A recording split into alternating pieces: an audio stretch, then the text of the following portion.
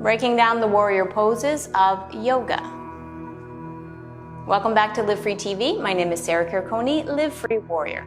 Now that's not one of the postures we're going to break down today. There's no breaking down a Live Free Warrior. That's what you do day in and day out. It's a lifestyle. In these warrior postures, we're going through Warrior 1, Warrior 2, and Warrior 3. To begin, find a downward facing dog. We're going to be breaking down the right side. In a Warrior 1, you step the right foot near the right hand. Back heel comes down towards the floor and your foot is pointed at a 45-degree angle towards the front left corner of your mat. There is some space between your heels, so get that base set up first before you rise. Now, as you bend the right knee, you can start with your hands to your right knee. Then lastly, arms will extend up overhead. Energize out through the fingertips, right, and palms face towards one another.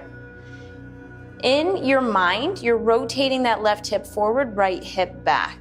The hips don't have to square forward, but perhaps with time, they start to rotate in that direction. This posture is actually a little bit of a back bend, so you can lift up in the upper back, your thoracic spine, and then you breathe. Gaze is straight forward.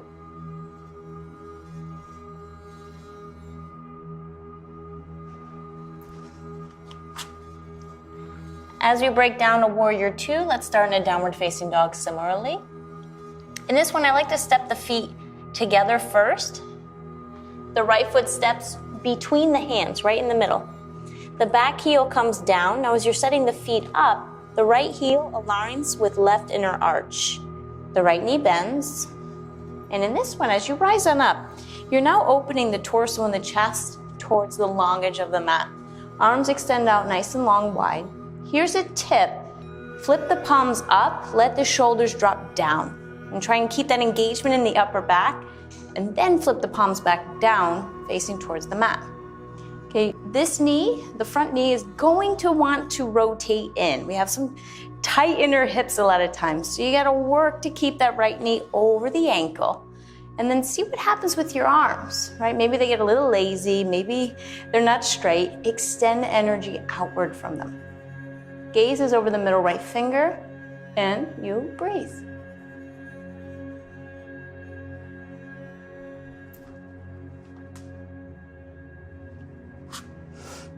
Now as we work into our last one, Warrior 3, once again from a downward facing dog, you'll step the right foot between the hands or in the middle of your mat. Modification in Warrior 3, we do this one on one leg, typically. Right, start with that left leg lifted. Now take a peek back and see that your left toes are pointed down towards the mat and the floor. You want to see that this left leg is straight. Oftentimes I see this in a class. You want to keep that left leg straight, toes pointed down. Then we put the focus on the spine.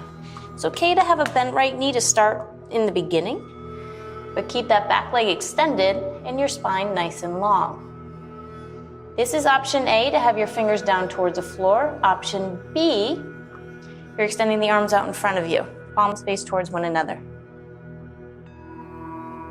Now an in-between modification, you can also take the arms by your side. This one's known as bird pose, but the real Warrior 3, arms are out in front. That's breaking down the basics of Warrior 1, Warrior 2, Warrior 3.